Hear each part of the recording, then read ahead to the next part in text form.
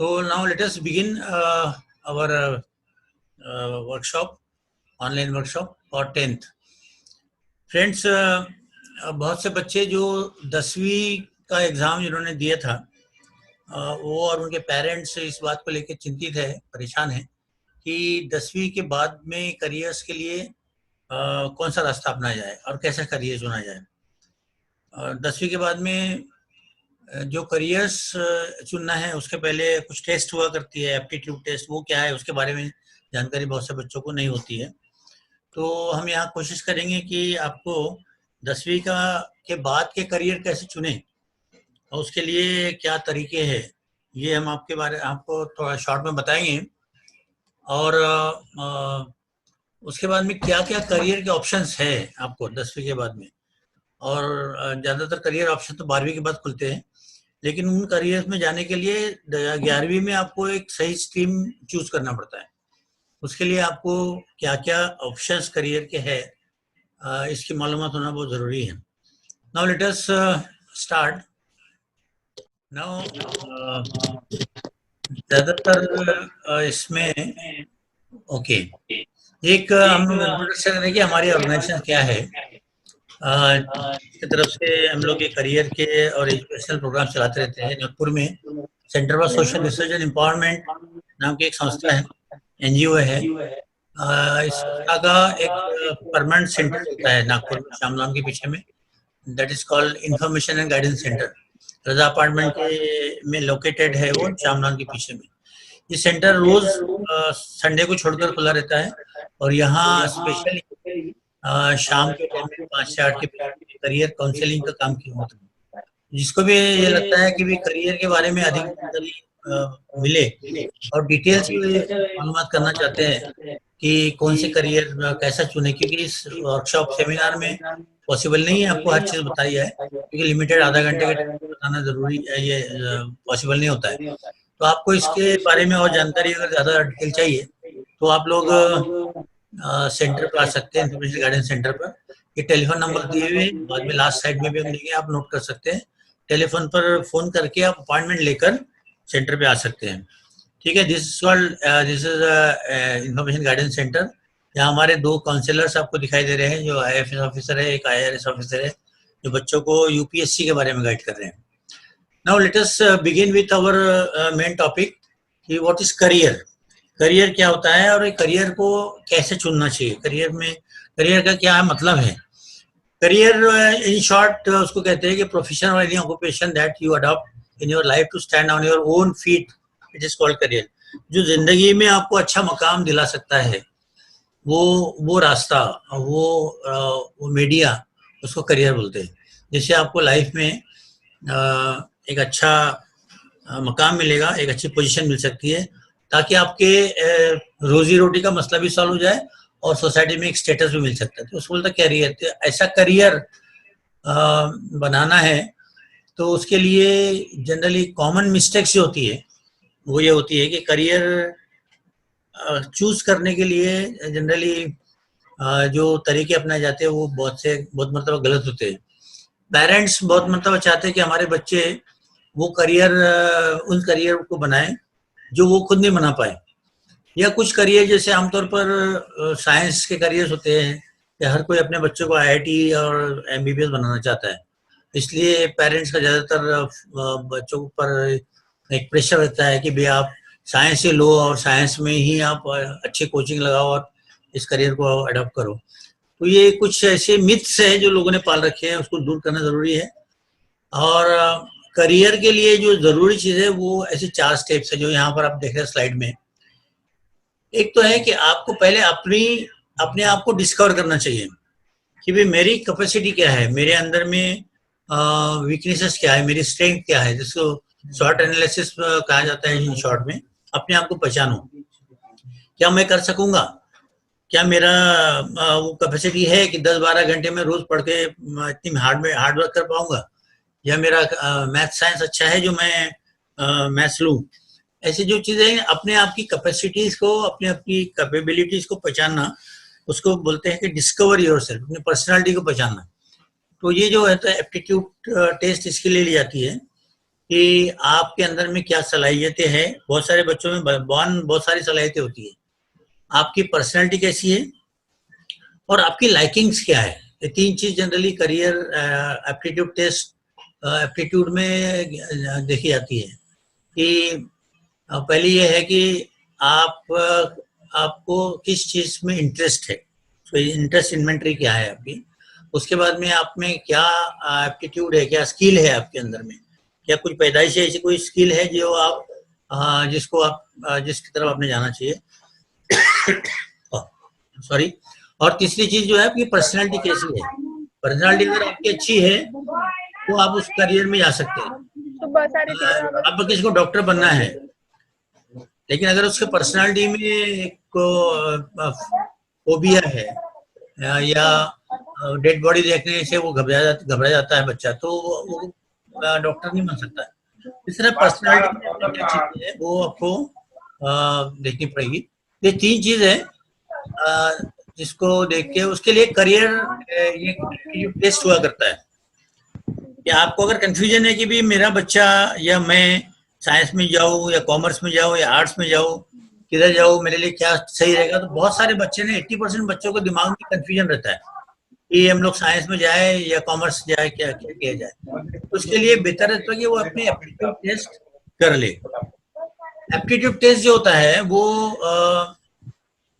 कैसा होता है हम आपको बताएंगे, लेकिन ये कोई भी करियर चुनने के पहले जो 4 स्टेप्स होती है वो एक तो अपने आप को पहचानो, उसके बाद में करियर क्या क्या है आपके लिए अवेलेबल उसको एक्सप्लोर करो। सेकंड स्टेप एक्सप्लोर है। फिर देन यू डिसाइड करो कि क्या कौन सा करियर लेना है। तो आप एक से ज्यादा करियर के बारे में डिसाइड कर सकते हैं। ऑप्शंस 1 2 3 4 करियर्स के बारे में ऑप्शन आप ओपन रख सकते हैं 11वीं 12वीं में, और बाद में 12वीं के बाद मतलब उसको लिमिट कर सकते हैं।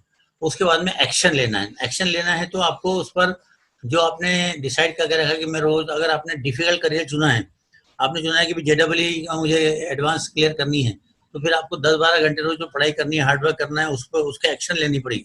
अदरवाइज आपने कितना भी सोचा है तो वो पॉसिबल नहीं हो पाएगा आपके लिए। अब आइए देखते हैं एप्टीट्यूड टेस्ट क्या होता है। एप्टीट्यूड टेस्ट को महाराष्ट्र सरकार ने कल चाशनी के रूप में भी इसको शुरू किया था 3-4 साल से।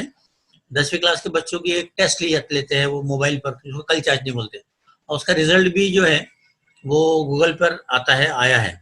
अभी भी इस साल जिन्होंने अपनी कल चाशनी दिया है उनका रिजल्ट वो देख ले कि वो किस स्ट्रीम के लिए वो सुटेबल है। कल चाशनी एक रफ टेस्ट है, एक बहुत ही परफेक्ट टेस्ट है इसको नहीं बोल सकते, लेकिन एक आपको क्वेश्चन दी जाती है मोबाइल पर, उसको आपने अपने हिसाब से अगर अपने दिल से सॉल्व किया तो फिर उसका रिजल्ट सही आता। अगर आपने किसी से पूछ के क्वेश्चन सॉल्व किए तो फिर उसका रिजल्ट सही नहीं आता। तो एक कल चाशनी है जिससे अगर आपने दिया हो, बहुत सारे स्कूलों ने नहीं लिया है, बहुत सारे स्कूलों ने दिया है, तो कल चाशनी का रिजल्ट आप देखें, आपके गूगल पर आपको करियर मित्र की वेबसाइट पे मिल जाएगा, या कल चाशनी डालिए आप गूगल पे तो आपको वो खुल जाएगा, और उसमें आपका SSC का रोल नंबर डाले तो उसके बाद कल चाशनी का रिजल्ट, आपकी रिजल्ट शीट आ जाएगी, उसमें दिखाएगा कि आपके लिए कौन सा स्ट्रीम बेहतर है और कौन सी करियर आपके लिए सूटेबल लगता है। ठीक है। तो अब दूसरा ये होता है, अगर आपको वो आपने नहीं किया है और आपका अगर एप्टीट्यूड टेस्ट करना है तो विद्यासारथी नाम का एक पोर्टल है जो गवर्नमेंट से अप्रूव्ड है। उस पोर्टल के ऊपर में आप विद्यासारथी टाइप करोगे तो वेबसाइट खुलेगा, और वहां पर 3 तरह के टेस्ट आपको ये होगा, 3 तरह की टेस्ट। तो दूसरा टेस्ट विद्यासारथी का पोर्टल है जिसके ऊपर में आप जाके एप्टीट्यूड टेस्ट आपके बच्चों का या आपका खुद का करा सकते हैं। इसके 300 रुपए फीस है।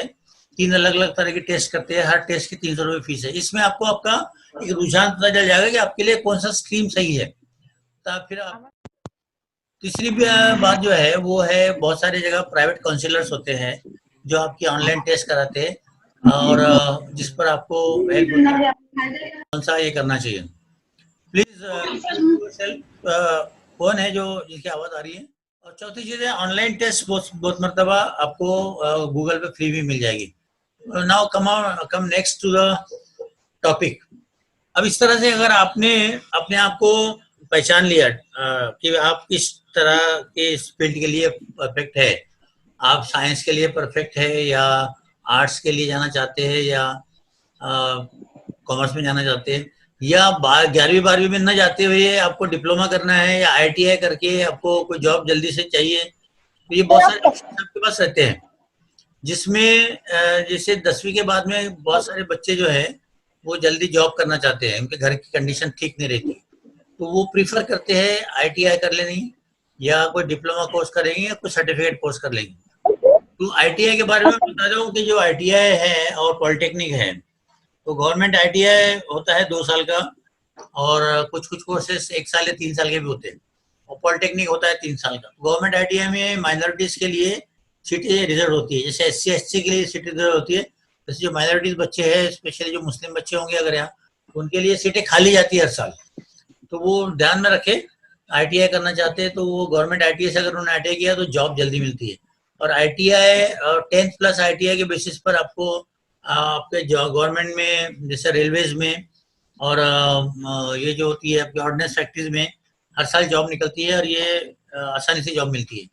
उसके बाद में कुछ पैरामेडिकल कोर्सेज होते हैं, अगर आपको जल्दी 2-3 साल में कोर्स करके जॉब पे जाना है, तो पैरामेडिकल जैसे लेबोरेटरी टेक्नीशियंस है, डेंटल टेक्नीशियंस है, इस तरह के बहुत सारे जॉब होते हैं, वो भी आप कर सकते हैं। और जिनको ये शॉर्ट कोर्स में नहीं जाना है, 11वीं 12वीं करके आगे ग्रेजुएशन करना है, उनके लिए बेहतर है कि वो 11वीं का ऑप्शन चूज करें। अब उसमें एक मिथ है हमेशा जो पाला जाता है लोगों में कि साइंस ही बेस्ट फील्ड होता है, ऐसा बहुत सारा कहा जाता है। बहुत सारे बच्चे और पेरेंट्स समझ बैठते हैं कि इंटेलिजेंट बच्चों ने साइंस से लेना चाहिए, और इंटेलिजेंट बच्चे साइंस में जाते हैं, जो साइंस में जाते हैं वो होशियार बच्चे होते हैं। ये मिथ है, ये गलतफहमी है। ऐसा नहीं है कि साइंस के बच्चे ही प्रोग्रेस कर सकते हैं। हम आपको बताएंगे कि जो दूसरे ऑप्शंस है आर्ट्स के और कॉमर्स में, उसमें बहुत अच्छे अच्छे ऑप्शंस अवेलेबल है, तो आपको वो एक्सप्लोर करना चाहिए कि कौन से ऑप्शंस अवेलेबल है आपके पास, तभी आप प्रॉपर स्ट्रीम जो है वो कर जाएगा। साइंस के बारे में मैं आपको बताऊं कि साइंस 3 ऑप्शंस होते हैं। आपको 11वीं में अगर जाओगे तो आपको साइंस अगर लेना है तो साइंस में आपको PCB ले सकते हैं या PCM ले सकते हैं, फिजिक्स केमिस्ट्री बायोलॉजी या फिजिक्स केमिस्ट्री मैथ्स, या एक जनरल रख सकते हैं फिजिक्स केमिस्ट्री मैथ्स और बायोलॉजी, या MCVC भी आप कर सकते हैं। अब जिसको फिजिक्स केमिस्ट्री बायोलॉजी या मैथ्स साइंस लेना है, उसको एक चीज जान लेना चाहिए कि अगर आपका ये सब्जेक्ट्स में मार्क्स अच्छे आ रहे हैं 10वीं में, तो आप इसमें ट्राई करें, वरना आपके लिए बाकी दूसरे जो आर्ट्स और कॉमर्स में भी बहुत अच्छे अच्छे फील्ड्स अवेलेबल है। ये मत समझो कि भी आपने साइंस नहीं लिया तो आपका लाइफ वेस्ट हो जाएगा। फिजिक्स केमिस्ट्री बायोलॉजी में जनरली जो बच्चे लेते हैं, जो इनको नीट लेके मेडिकल ऑफिसर बनना, डॉक्टर बनना पड़ता है, बनना चाहते हैं। PCM वो बच्चे लेते हैं जिनको आगे चल के इंजीनियरिंग या IIT करना है, NIT करना है। तो और PCBM कुछ बच्चे ओपन रखते हैं, जिनको उनका ऑप्शन क्लियर नहीं रहता है कि इधर मेडिकल में जाएंगे या इंजीनियरिंग बनेंगे।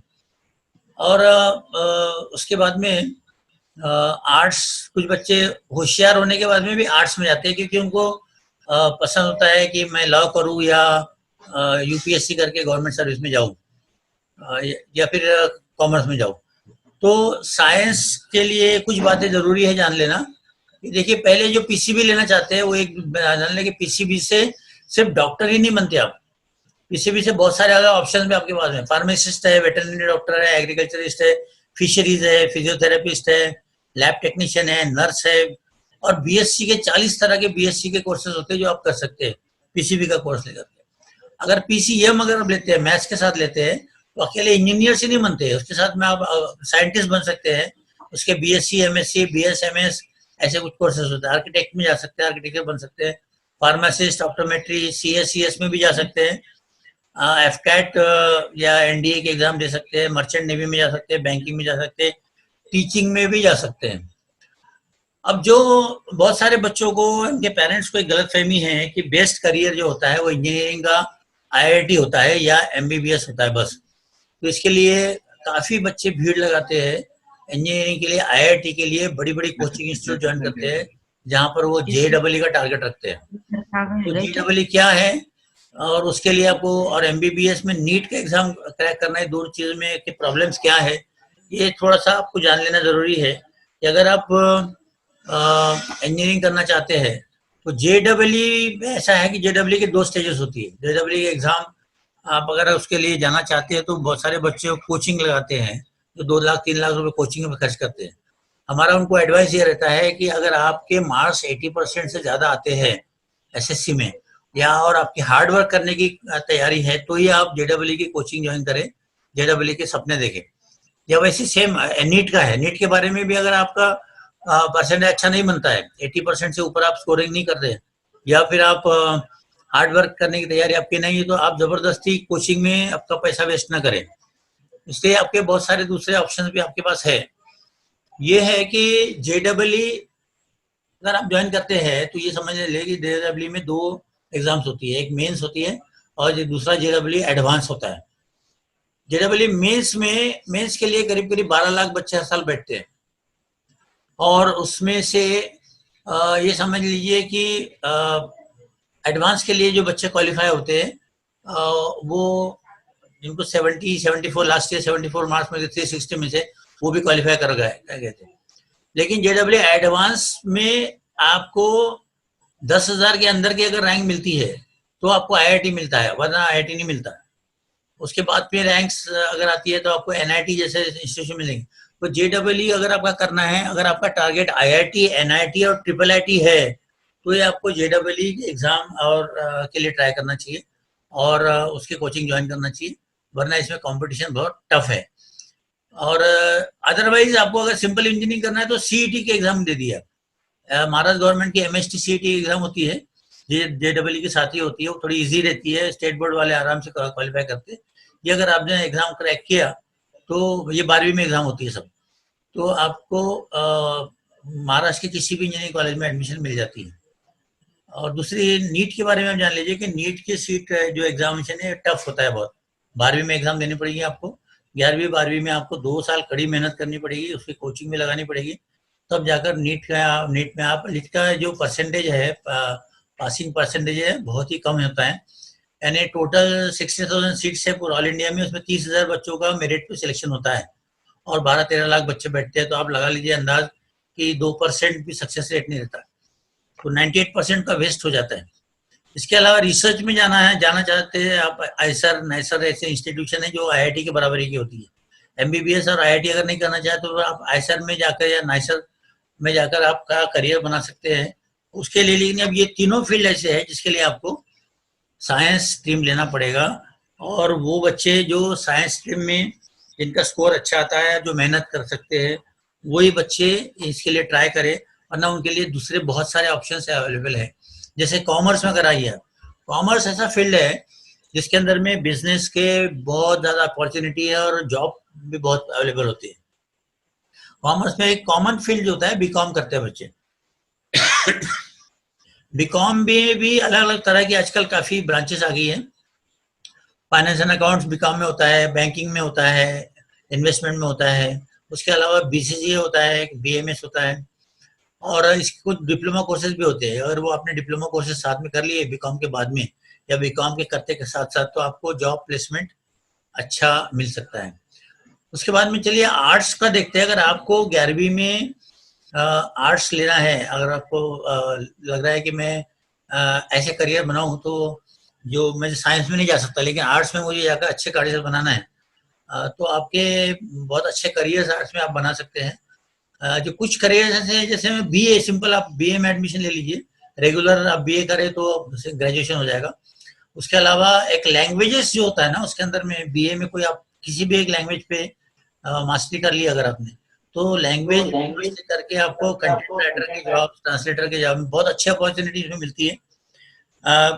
बहुत सारे कंपनीज को ट्रांसलेटर चाहिए होते हैं, जैसे सऊदी अरेबिया में या गल्फ कंट्रीज में अरेबिक जानने वाले बच्चे उनको मिलते नहीं है ट्रांसलेटर। तो अगर आपने या पर अपनी इंग्लिश है और भी लैंग्वेजेस है, इस पर मास्टरी हासिल कर ली, तो आपको ये BA करके आपको लैंग्वेज में स्पेशलाइजेशन करके, इसमें MA वगैरह होता है आगे चल के, आगे आपको एग्जाम, सेंट्रल एग्जाम आपको देनी पड़ती है। अच्छे यूनिवर्सिटी में अगर हमने दाखिला लिया तो BA भी बहुत अच्छा आपको करियर दे सकता है।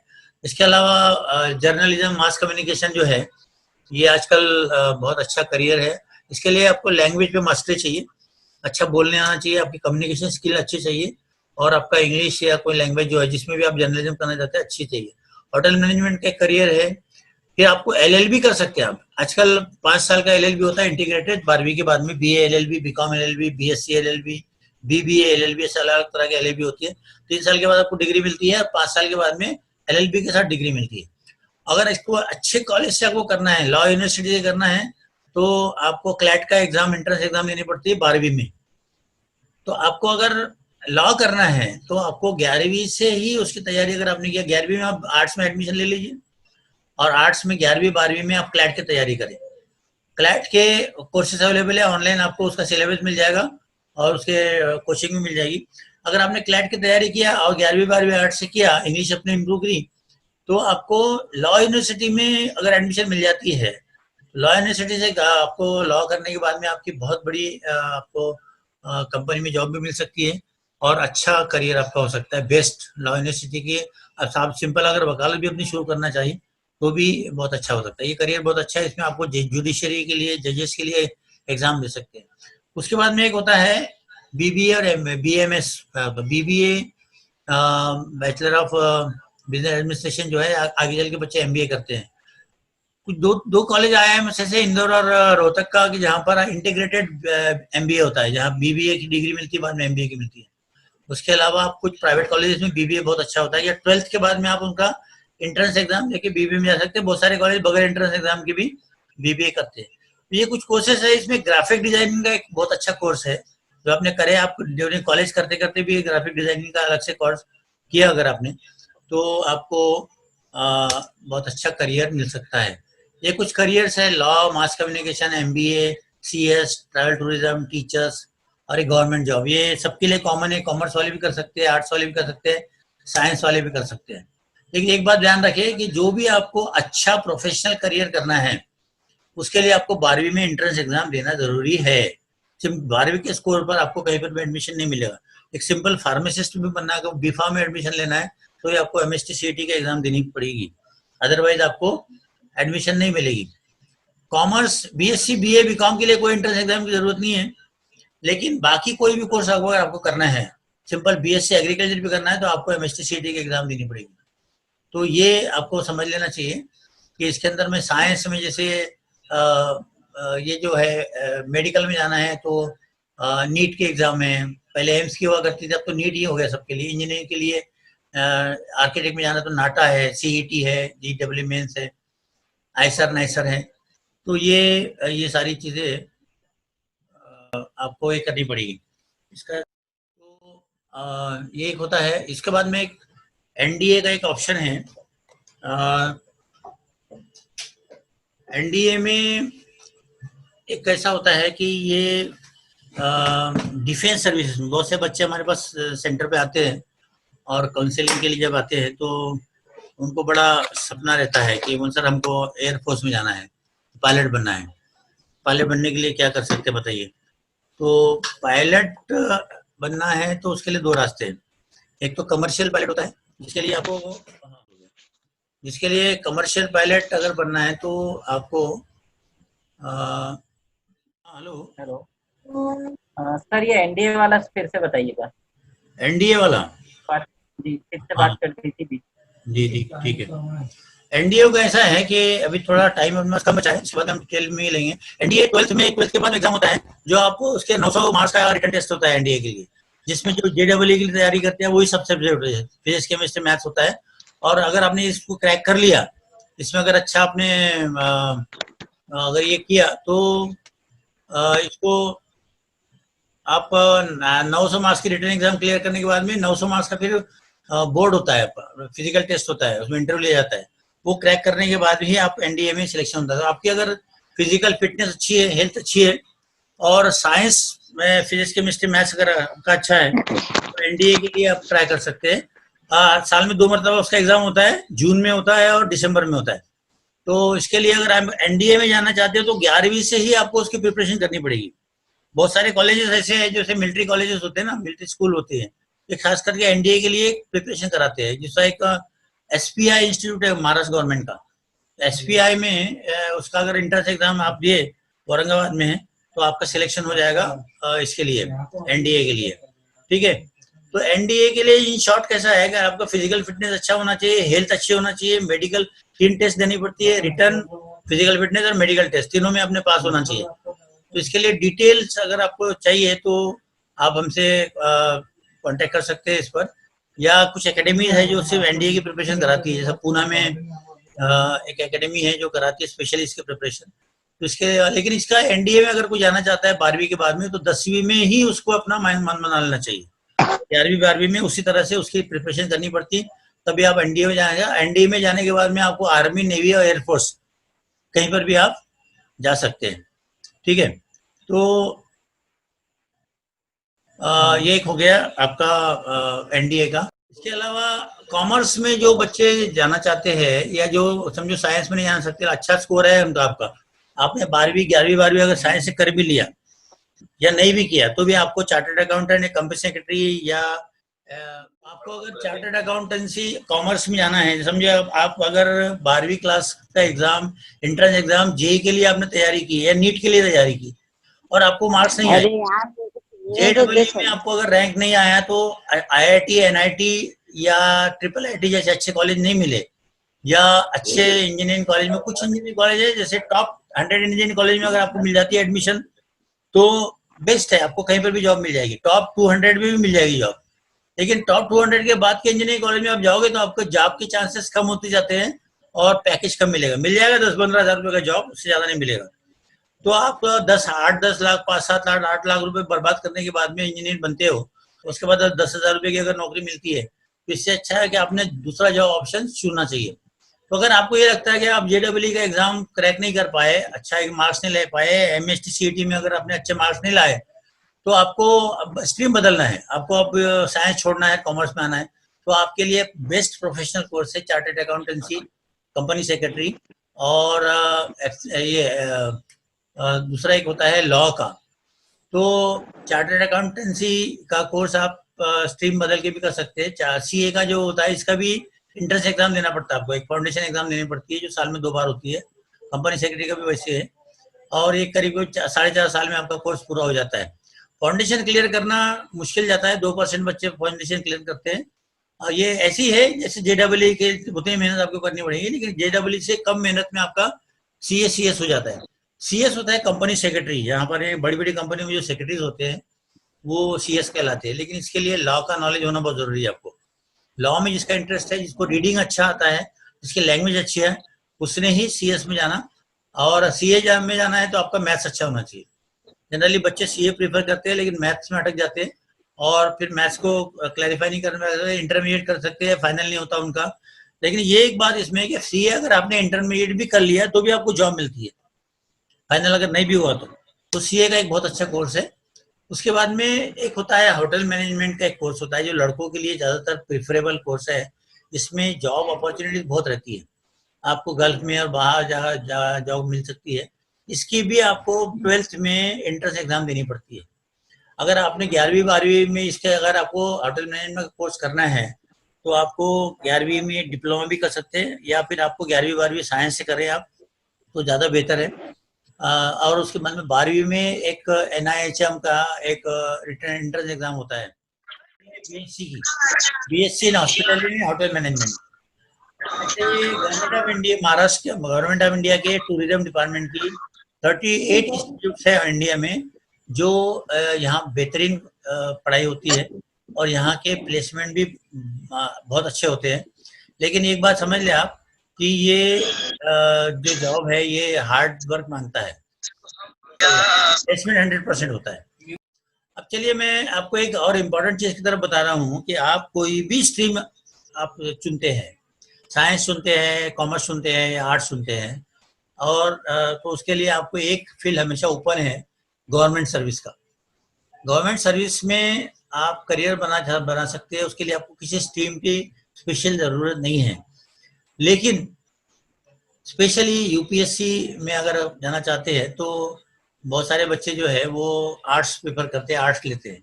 किसी भी इसमें एग्जाम देनी है आपको तो आर्ट्स आप भी लेकर आप इसका एग्जाम दे सकते हैं। गवर्नमेंट जॉब में अगर आपको जाना है तो ये कॉम्पिटिटिव एग्जामिनेशन जो बॉडीज कंडक्ट करती है, वो ये 5-6 तरह की बॉडीज होती है। जैसे सेंट्रल गवर्नमेंट में अगर आपको जाना है तो यूपीएससी एग्जाम लेती है, और ये ऑफिसर्स आईएएस वगैरह का सिलेक्शन होता है। उसके बाद में स्टाफ सिलेक्शन कमीशन होता है, जो सेंट्रल गवर्नमेंट की जो इंस्पेक्टर लेवल की पोस्ट होती है। क्लर्क बनना है अगर आपको सेंट्रल गवर्नमेंट ने, तो आपको स्टाफ सिलेक्शन कमीशन का एग्जाम देना पड़ेगा। रेलवे रिक्रूटमेंट बोर्ड होता है, रेलवे में जो जॉब होती है, एक ग्रेजुएशन के बाद में बहुत सारे इसके सारे एग्जाम्स होते हैं। वहाँ आपको क्लर्क बनना है, टिकट कलेक्टर बनना है, स्टेशन मास्टर बनना है, तो आपको ये जो है ये आरआरसी आरआरबी के एग्जाम आप दे सकते हैं। इसके लिए लेकिन ग्रेजुएशन जरूरी है। उसके बाद बैंकिंग की एग्जाम होती है, बहुत साल में 50,000 पोस्ट निकलती है करीब करीब बैंक में। इसमें 2 तरह की पोस्ट होती है, प्रोबेशनरी ऑफिसर, क्लर्क। तो इसमें अगर आपको बनना है तो आपको कोई भी ग्रेजुएशन करना पड़ेगा, सिंपल। कोई जरूरत नहीं कि साइंस से आपको करे, कॉमर्स से भी कर सकते हैं। कॉमर्स से करें तो बैंकिंग में ज्यादा फायदेमंद होता है, या मैथ से अगर आपने किया तो बैंकिंग फायदेमंद होता है। रोड ट्रांसफर कारपोरेशन है, पुलिस है, ये इस तरह के ये एग्जाम्स होती है। आईएएस अगर बनना है तो जरूरी नहीं कि आपको बहुत इंटेलिजेंट होना चाहिए। ये एक बच्चा देखिए, ये रियाज सैयद है, नासिक का बच्चा है, देहात का।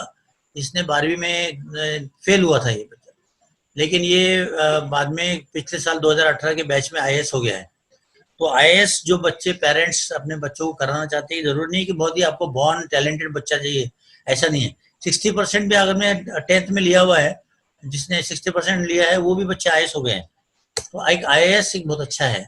अगर आपको टॉप लेवल की गवर्नमेंट पोस्ट में जाने की अगर आपको इच्छा नहीं है, आपको लगता है कि मेरा इतना इंटेलिजेंस नहीं है, इतना हार्ड वर्क मुझसे नहीं हो पाएगा, तो छोटे लेवल की जो एग्जाम्स होती है, जैसे पुलिस कांस्टेबल बनना है किसी को 12वीं के बाद में, 12वीं के बाद में आपको अगर जॉब चाहिए, ग्रेजुएशन नहीं करना है, तो ये पोस्ट होती है। जैसे पुलिस कांस्टेबल है, कोर्ट क्लर्क है, टाइपिस्ट है, स्टेनोग्राफर है, ड्राइवर है, टेक्नीशियन है, लोको पायलट है रेलवे में, पटवारी है। पटवारी को आजकल ग्रेजुएशन उन्होंने कंपलसरी किया है शायद, और ऑर्डिनेंस फैक्ट्री। ये ऐसे डिपार्टमेंट्स है जहाँ आपको 12th के बाद में भी जॉब मिल सकती है, लेकिन इसमें आपको एंट्रेंस एग्जाम, रिटर्न टेस्ट देनी पड़ती है। रिटर्न टेस्ट, जैसा पुलिस कांस्टेबल बनना है तो कांस्टेबल के लिए आपको 12वीं पास होना जरूरी है। उसके बाद में एक रिटर्न टेस्ट देनी पड़ती है, उसके बाद में फिजिकल टेस्ट देनी पड़ती है। तो रिटर्न टेस्ट 100 मार्क्स का पेपर रहता है, जिसमें मैथ्स, इंग्लिश, जनरल नॉलेज और लॉजिकल क्वेश्चन रहते हैं। ये अगर दे दिया आपने तो उसके बाद फिजिकल टेस्ट होती है, उसमें वो क्वालिफाई कर तो पुलिस कांस्टेबल में सिलेक्शन होता है। दूसरी इसी तरह की पोस्ट है, कोर्ट में क्लर्क है, पायलट में भी फिजिकल होगा, ड्राइवर है, पायलट में फिजिकल होगा, तो आपको आईआईटी करना चाहिए। ये सारी पोस्ट है। लोको पायलट में भी फिजिकल होगा टेस्ट जी, लोको पायलट में फिजिकल टेस्ट देना होगा क्या? लोको पायलट में फिजिकल टेस्ट नहीं, लोको पायलट में फिजिकल टेस्ट नहीं होता है आपका। ये पुलिस कांस्टेबल जो है इसके लिए फिजिकल टेस्ट होता है। लोको पायलट में आपको टेस्ट करनी पड़ती है, और आपको 12th के बाद में आईटीआई होना जरूरी है। कुछ पोस्ट ऐसी होती है 10th के बाद, छोटे भाई ने 10th के बाद किया है डीजल मैकेनिक। हाँ हाँ जी, तो वो अभी कर रहा है, इसी साल अभी ज्वाइन किया हुआ है 1 साल का लोको पायलट का कोर्स, वो सॉरी डीजल मैकेनिक का कोर्स। हाँ, चले ना, लोको पायलट करना चाह रहा है। आईटीआई 12th के अलावा आपको लोको पायलट अगर बनना है तो 12th के बाद में आपके पास डिप्लोमा होना चाहिए, या फिर आपको आईटीआई करना होना चाहिए, या आपका कोई तो ये 2 स्टेज में एग्जाम होगा किसका?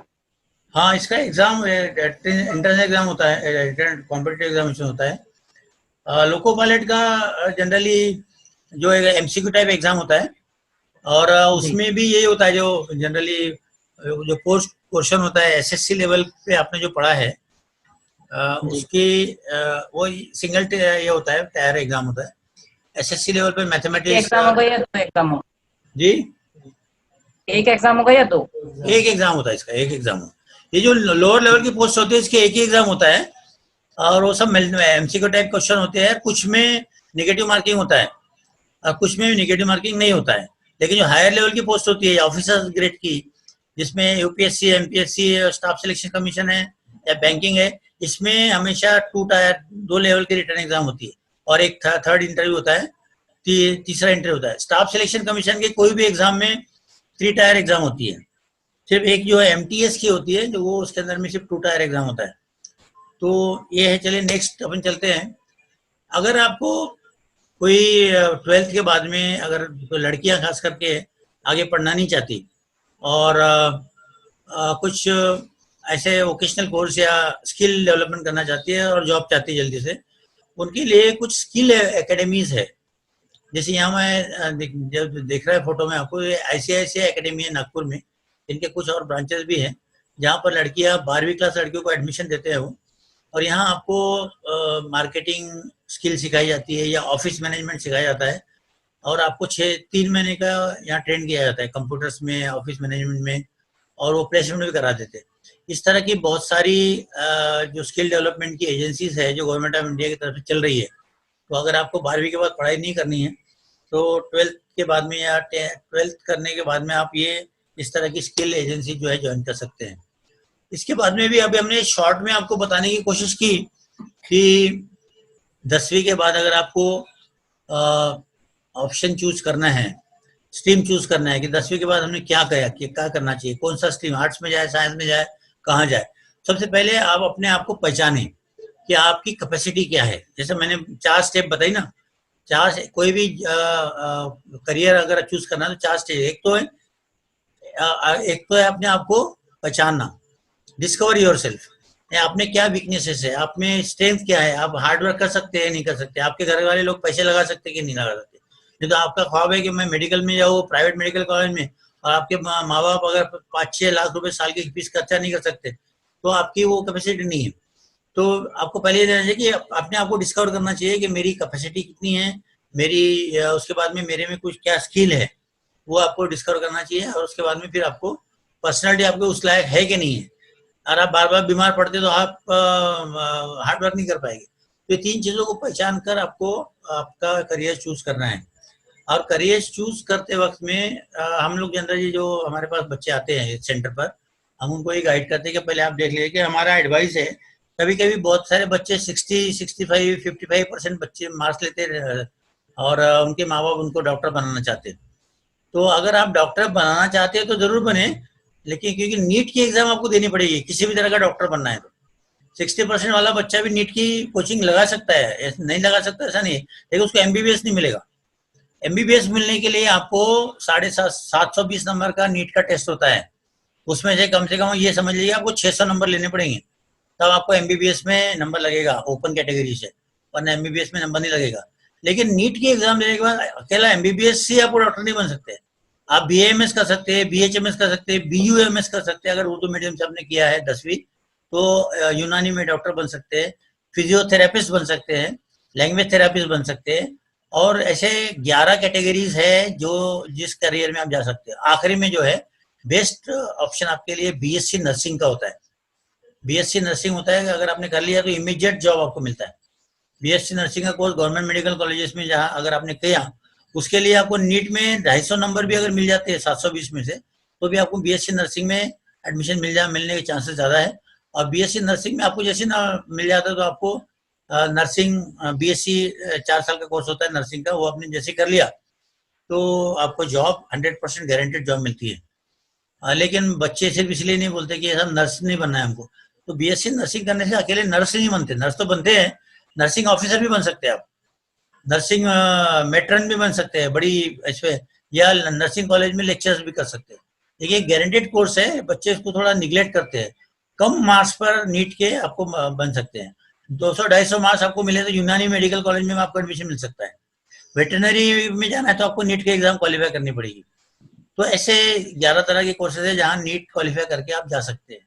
तो आपको अगर पेरेंट्स को मंजूर है कि बच्चे MBBS के अलावा भी कोई कहीं जाए तो फिर उनको नीट का कोचिंग में दिला सकते हैं आप, वरना नीट पर के कोचिंग का खर्चा करके आपका पैसा जाया करना गलत हो जाए। वैसे जो बच्चे इंजीनियरिंग करना चाहते हैं, जो पेरेंट्स अपने बच्चों को इंजीनियरिंग भेजना चाहते हैं, तो इंजीनियरिंग में आजकल हालत थोड़ी सी खराब हो गई है कि इंजीनियरिंग में अगर आपको किसी भी इंजीनियरिंग कॉलेज में एडमिशन मिल जाए हरकत नहीं आपको, लेकिन इंजीनियरिंग के कॉलेज में आपको टॉपर्स में रहना पड़ेगा। टॉप 10 में अगर किसी क्लास में आप रहते हैं तो आपको अच्छा जॉब मिल जाएगा, वरना 50% बच्चे जो है वो जॉबलेस रह जाते हैं और उनको 10-12, 8-10 हज़ार की नौकरी से ज़्यादा नौकरी नहीं मिलती। तो इंजीनियरिंग में हर साल 1 लाख 1.5 लाख रुपए खर्चा करने के बजाय दूसरे ऑप्शन पर भी आप गौर कर सकते हैं। तो ये सारी चीज़ें हो गई है। इसमें अगर किसी का कोई क्वेश्चन है तो मेरा ख्याल है टाइम भी अपना करीब 40 मिनट 45 मिनट हो रहा है। तो अगर किसी का कोई क्वेश्चन है तो अपन लेंगे, वरना इसको हम वाइंड अप कर लेंगे। Anybody has any question? हाँ सर, हेलो। हाँ, यस सर आप पायलट का बता रहे थे, बीच में फिर बात कट हो गई, वो एक बार बता पायलट का दीजिए। ऐसा है, पायलट कमर्शियल पायलट जो होता है, और एक पायलट बनना अगर आपको तो दो तरीके हैं। एक आपको एनडीए की एग्जाम देनी पड़ेगी या सीडीएस की एग्जाम देनी पड़ेगी। अगर आपको एयरफोर्स में जाना है तो पायलट बन सकते हैं आप। एयरफोर्स में जाना है तो 12वीं में एनडीए की एग्जाम देनी पड़ती है, या ग्रेजुएशन के बाद में एक कंबाइंड डिफेंस सर्विस की एक एग्जाम होती है। इंजीनियरिंग करो या किसी भी ग्रेजुएशन से, आप साइंस ग्रेजुएशन होना चाहिए, साइंस के ग्रेजुएशन होना, या 12वीं में आपका साइंस सब्जेक्ट है, फिजिक्स केमिस्ट्री बायोलॉजी है, या फिजिक्स केमिस्ट्री मैथ्स है, तो आपको एनडीए का एग्जाम दे सकते हैं। और एनडीए का एग्जाम आपने क्रैक कर लिया तो आप एयरफोर्स में जा सकते हैं, और एयरफोर्स में जाके आपको पायलट ही बनना है, पायलट बन सकते हैं। अगर आप ये नहीं कर सकते, लेकिन अगर आपको पायलट बनना है तो फिर आपको दूसरा रास्ता है कमर्शियल पायलट बनने का। कमर्शियल पायलट होता है, इसके लिए आपको पायलट का एक लाइसेंस लेना पड़ता है, इसमें फ्लाइंग क्लब ज्वाइन करना पड़ता है, और फ्लाइंग क्लब की फीस जो है वो करीब करीब 40 लाख होती है। 40 लाख उनके एक टेस्ट पहले पास करनी पड़ती है, उसके बाद में आपको फ्लाइंग क्लब ज्वाइन करके वो फ्लाइंग करना पड़ता है। तो एक्चुअल फ्लाइंग कराते हैं आपको, और वो फ्लाइट चलाना सिखाते हैं, तो इसलिए जो खर्चा होता है उनका बहुत बड़ा खर्चा रहता है। 40-50 लाख रुपए खर्च करने के बाद में आप पायलट बन सकते हो। लेकिन उसके लिए लिमिटेड कॉलेजेस है, अच्छे कॉलेजेस है फ्लाइंग क्लब से। जैसे नागपुर में एक फ्लाइंग क्लब था, लेकिन अब आजकल वो बंद है। उसके बाद गोंदिया में है, बॉम्बे में है, दिल्ली में है, बहुत सारी जगह है। तो पायलट भी दो तरह के होते हैं, डबल इंजन वाला या 4 इंजन वाला, ऐसा है। तो उसको, लेकिन एक है कि पायलट बन जाने के बाद, कमर्शियल पायलट का लाइसेंस मिलने के बाद में भी आपको पायलट की जॉब मिलेगी ही। ये थोड़ा सा आजकल गारंटी नहीं रहेगी, क्योंकि इसमें भी अभी आजकल वेटिंग लिस्ट शुरू हो गई है। तो इस तरह से दो रास्ते, या फिर आप सीधे अगर किसी को पायलट बनाना है किसी आपको बच्चे को, तो 10वीं से उसको प्रिपरेशन कराए, 11वीं 12वीं साइंस दिलाए, और अगर हो सकता है, अगर अच्छा बेस्ट है तो मिलिट्री स्कूल में उसका एडमिशन कराए।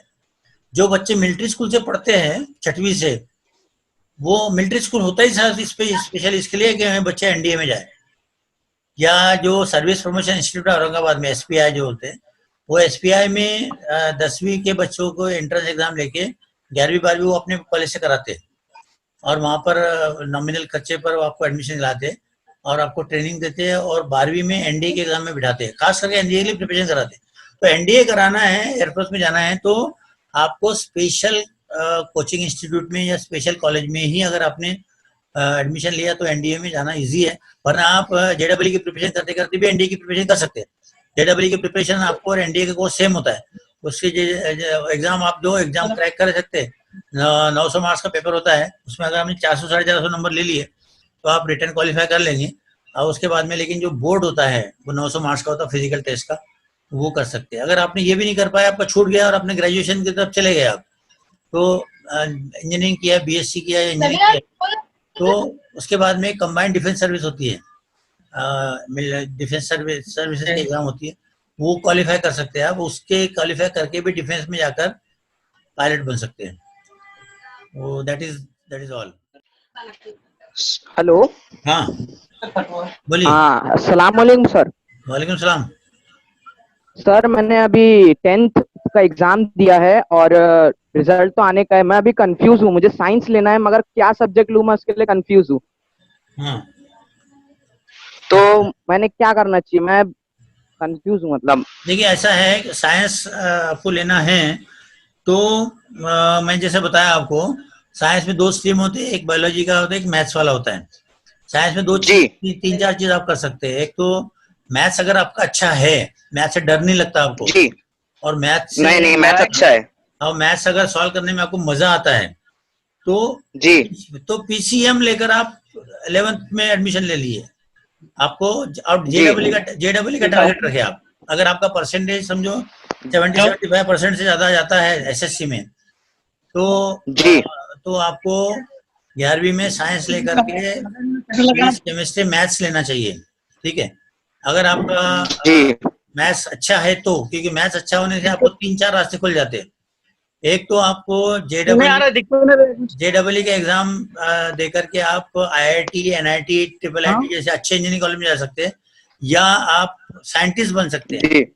साइंटिस्ट बनने के लिए भी कुछ कुछ बीएससी अगर किया गवर्नमेंट इंस्टीट्यूट से, जैसे Indian institute of science education research जैसे आईसर के इंस्टीट्यूट है, या सिंपल बीएससी भी अगर आपने कर लिया तो कर सकते हैं, या आर्किटेक्चर में जा सकते हैं। नाटा का एंट्रेंस एग्जाम आपको देना पड़ेगा, तो उसमें भी जेडब्ल्यू देनी पड़ती है जी, तो ये दे सकते हैं, या फिर एमएसटी सीईटी के एग्जाम देकर किसी भी अच्छे इंजीनियरिंग कॉलेज जैसे नागपुर का रामदेव बाबा जैसे कॉलेज है, आपको एमएसटी सीईटी के एग्जाम देकर भी मिल सकती है। तो अगर आपका मैथ्स अच्छा है तो आप फिजिक्स केमिस्ट्री मैथ्स लेकर सिर्फ एक ही टारगेट बनाएं, और इंजीनियरिंग का या साइंटिस्ट बनने का, ये दो रास्ते खुलते हैं आपको। इंजीनियरिंग, साइंटिस्ट या आपके आर्किटेक्ट बन सकते हैं, या अगर ये तीनों रास्ते निकल जाते हैं तो आपको फिर जनरल कहीं पर भी जा सकते हैं। आप 12th के बाद में स्ट्रीम बदल भी सकते हैं, अगर आपको सक्सेसफुल नहीं मिला तो आप ये कर सकते हैं। तो साइंस लेना है। अगर आपका बायोलॉजी ठीक है तो बायोलॉजी के लिए फिर बहुत सारे मेडिकल है, पैरामेडिकल के भी बहुत सारे ऑप्शन है। अगर आप नीट क्वालिफाई करके एमबीबीएस में एडमिशन नहीं मिलती तो आपको बाकी भी ऑब्जेक्शन ये फील्ड्स ओपन है जिसमें पैरामेडिकल के भी फील्ड्स है। लेकिन अगर आपका मैथ्स अच्छा है तो मैथ्स के लिए एक अलग से स्पेशल गवर्नमेंट के इंस्टीट्यूट भी है, बीएससी मैथ्स कर सकते हैं आप। इंडियन इंस्टीट्यूट ऑफ स्टैटिस्टिक्स है गवर्नमेंट ऑफ इंडिया का, उसके अंदर में बीएससी इन स्टैटिस्टिक्स कर सकते हैं, बीएससी इन मैथ्स कर सकते हैं। इंडियन इंस्टीट्यूट ऑफ साइंस का जो बैंगलोर का इंस्टीट्यूट है उसका एक वो अपना अलग एग्जाम कंडक्ट करता है, एंट्रेंस एग्जाम, जैसे जेडब्ल्यू एडवांस के लेवल का एग्जाम होता है वो अगर हमने क्रैक किया तो उसमें आप बीएससी एमएससी कंबाइन कर सकते हैं। Indian institute of science research and education जो है ये आईसर जिसको बोलते हैं, IISER और नाइसर के दो इंस्टीट्यूशन, इसरो करके एक इंस्टीट्यूशन है ऐसे। लेकिन इसके अंदर में आपका लेवल जो है इंडियन स्पेस, इसका लेवल आपको जो है जेडब्ल्यू एडवांस का लेवल चाहिए। इसमें आपको बड़ी मेहनत करनी पड़ती है, जेडब्ल्यू की एग्जाम पास कर क्रैक करनी पड़ेगी, तो तभी आप कर सकते हैं। वरना साइंस अगर आपका एग्जाम के मार्क्स अच्छे नहीं आते तो आपको 12वीं के बाद में आप स्ट्रीम चेंज भी कर सकते हैं। मैथ्स अगर अच्छा है तो आपके लिए सीए का फील्ड भी बाद में अच्छा हो सकता है। जिन बच्चों को लॉ के फील्ड में जाना है ना, वो अगर अभी से सोच ले कि लॉ करना है, क्योंकि उनके अंदर में 11वीं 12वीं में उस तरह का अगर कोर्स आप लेते हैं तो लॉ में जाना है तो आपको लॉ स्कूल जो है वो आपको प्रेफर करना चाहिए, लॉ यूनिवर्सिटीज को। अदरवाइज उसके लिए आपको 11वीं 12वीं में आर्ट्स लेकर भी आप कर सकते हैं या साइंस लेकर भी कर सकते हैं। तो साइंस लेकर बहुत सारे ऑप्शन ओपन रहते हैं। साइंस अगर मैं चेंज कर दिया तो ऑप्शन तो लिमिटेड हो जाते हैं, ये बात जरूरी है उसमें। तो साइंस लेके 11वीं 12वीं करें, आप मेहनत करें, नहीं होता है तो फिर आप स्ट्रीम चेंज कर सकते हैं। ठीक है, शुक्रिया सर। तो ठीक है, थैंक्स ऑल। इसके बाद में हम वेबिनार लेंगे how to enter government service, और उसके बाद में 12th वालों के लिए एक वेबिनार लेंगे। तो okay, thank you very much.